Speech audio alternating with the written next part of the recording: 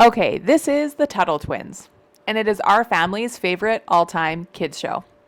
It's funny, it's educational, and it teaches critical thinking, which is such an important thing to teach kids, and not many people are willing to tackle it. It's on Angel Studios, the same folks behind The Chosen, and you can actually watch some of the episodes free on YouTube. So it's really easy to give it a try. And I'll run it through the Popcorn and Prayers filter so you know what to expect and if there's any warnings.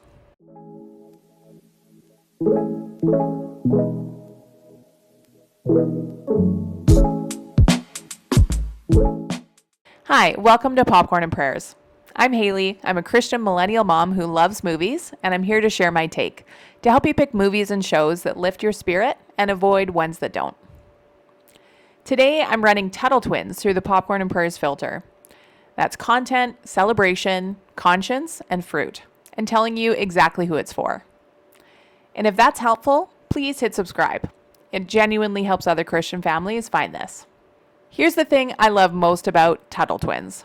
It's actually teaching my kids to think. They come away from an episode asking real questions about how the world works, about money, about the government, about why people make the choices they make. Right to life. Which means I can live, even if lots of people don't want me to. Huh? I've upset a lot of Soviets. Who hasn't?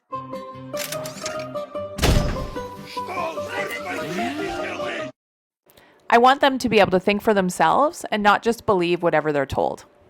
The way this show does that, it follows two siblings, Emily and Ethan Tuttle, and their Grandma Gabby, who happens to have a time machine. Every episode, they travel back through history and live through real moments to learn about big ideas like property rights, free markets, hard work, and where freedom actually comes from. It's based on the Tuttle Twins books by Connor Boyack, which a lot of families already know and love. And this show is not dry. It's actually very funny. There's a raccoon, there's a lot of silly humor, and there are little jokes in there for the parents too. My kids are laughing the whole way through, which is exactly what you want when they're also learning something. So let's run it through the filter, and I'll tell you the one episode I'd sit next to my kids for. Okay, content. What's actually in this show? This show is very clean. There's no sexual content at all, and the violence is all cartoon silliness, like the kids pranking each other or the raccoon getting into it with some squirrels. There are some fart jokes, body odor gags, a laxative joke, that kind of thing. My kids think it's hilarious. The kids don't always behave perfectly. Ethan is obsessed with sugar, and Emily wants revenge sometimes, but the show usually uses that to make a point. Now, for celebration, what the show asks us to cheer for, and this is where it shines. It celebrates hard work, personal responsibility, telling the truth, respecting what other people have earned, and thinking for yourself.